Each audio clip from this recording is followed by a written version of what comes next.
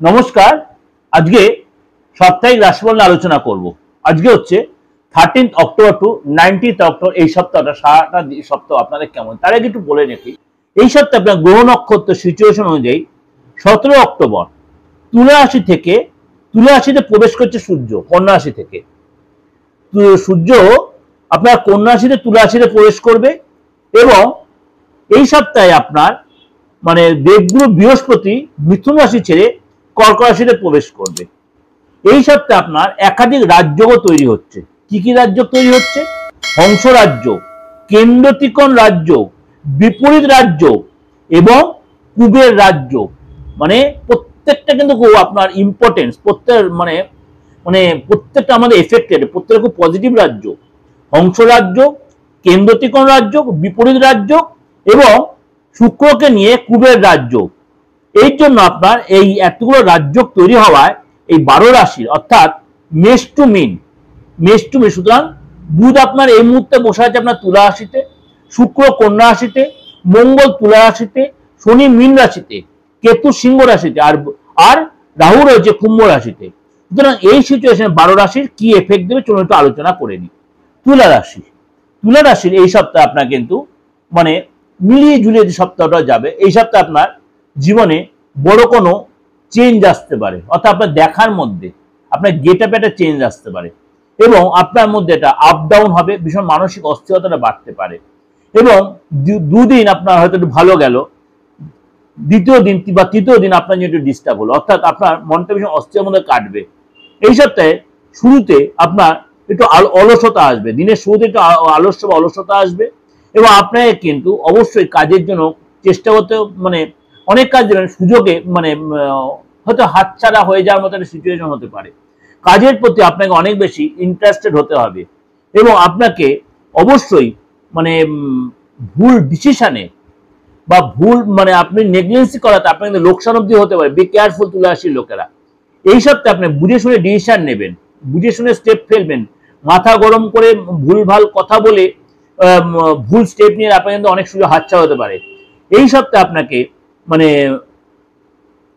একটু আপনাকে অস্থিরতা, একটু দনমনো ভাব আসতে পারে, কনফিউশন আসতে পারে। মহত্বপূর্ণ ডিসিশন আপনাকে খুব কারোর সাথে অ্যাডভাইস নিয়ে করবেন বা নিজেকে অন্তত 5 বার নিজের অন্তরার সাথে কথাবার্তা বলে নেন, অন্তরাত্মার সাথে। আপনাকে কূটনৈতিক ব্যাপারে আপনাকে কোনো সতর্কতা এবং সাবধানতা অবলম্বন করতে হবে। আপনাকে যদি আপনি কূটনৈতিক বা ডিপ্লোম্যাটিক মেনটেন করতে, তাহলে আপনি সেখানে জয়লাভ করতে পারবেন। কাজের জায়গায় আপনি সহযোগিতা পাবেন, পূর্ণ সহযোগিতা, কিন্তু আর্থিক দিক দিয়ে আপনার স্থিতি মজবুত হবে।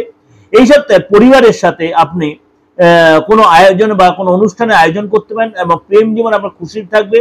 শরীর স্বাস্থ্য আগের চেয়ে অনেকটা বেটার হবে। আপনার এই সপ্তাহে কিন্তু অনেকটা পজিটিভ পরিবেশ আপনি উপভোগ করবেন এবং সপ্তাহের মধ্যভাগে আপনার কোনো সিচুয়েশন হয়তো একটু প্রতিকূল হতে পারে, তাই ভয় পাওয়ার জন্য ঘাবড়ে যাবেন না। এবং চাকরির জায়গায় আপনার এই সপ্তাহে আপনাকে অনেক বেশি পরিশ্রম করতে হবে। পরিশ্রম করলে কিন্তু আপনি সাকসেসও পাবেন, অর্থাৎ আপনি গল্প গুজব আড্ডা এসব বাদ দিয়ে কাজের জায়গায় আপনি কিন্তু কাজে আপনাকে ইনভলভ থাকবে, তাহলে কিন্তু আপনি সবার সাথে জায়গাটা তৈরি করতে পারবেন।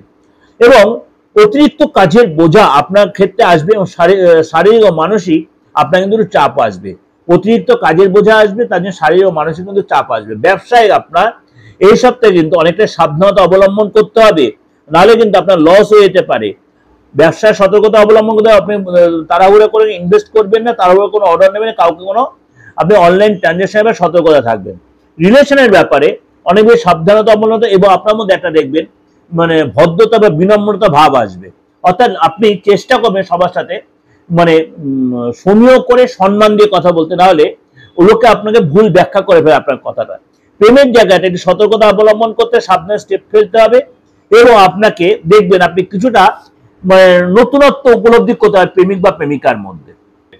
এটা আপনাকে আমি ওভারঅল একটা ডিসকাশন করা, অর্থাৎ দেখবেন আমি আমার শরীর স্বাস্থ্য থেকে আরম্ভ করে এভরিথিং কিন্তু আপনাদের বললাম। অবশ্যই আপনাদের সেটা ভালো লাগবে এবং ভালো লাগলে অবশ্যই লাইক করবেন, শেয়ার করবেন এবং অবশ্যই আমার এই প্রোগ্রাম যদি আপনাদের ভালো লাগে অবশ্যই চ্যানেলটা সাবস্ক্রাইব করে নোটিফিকেশনটা অন করে রাখবেন। যদি আমার সাথে যোগাযোগ করতে হয় দেশে বা বিদেশে যে কোনো প্রান্তে, আপনার ডেট অফ বার্থ নেই, আপনি যে কোনো বয়সের যে কোনো ধর্মের লোক, আপনি হাতের ছবিটা পাঠান, ফেসটা রিড করান, অর্থাৎ মুখের কারেন্ট ছবিটা পাঠাবেন আপনার বা আপনার আপনজনের প্রিয়জনের যার হোক, বা আপনার যা কারোর সঙ্গে জানার কৌতূহল আছে, কিন্তু এটা ফ্রিতে নয়, টোটালটাই আপনার ফিজ দিয়ে।